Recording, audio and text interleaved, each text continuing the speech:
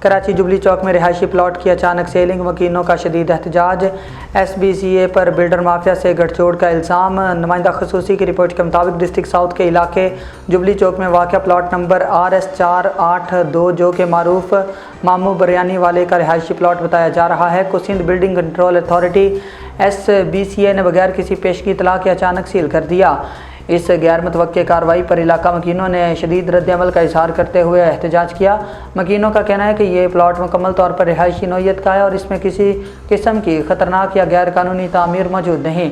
ان کا الزام ہے کہ SBCA نے نہ تو کوئی نوٹس دیا اور نہ ہی کوئی باضابطہ معائنہ کیا۔ اچانک آ کر پلاٹ کو سیل کر دینا ظلم اور اختیارات کا غلط استعمال ہے۔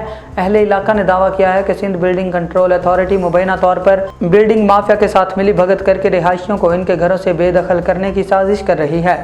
ان کا کہنا ہے کہ یہ سب ایک منصوبہ بندی کا حصہ لگتا ہے تاکہ رہائشی زمینوں پر کمرشل پلاٹ یا عمارتیں تعمیر کی جا سکیں۔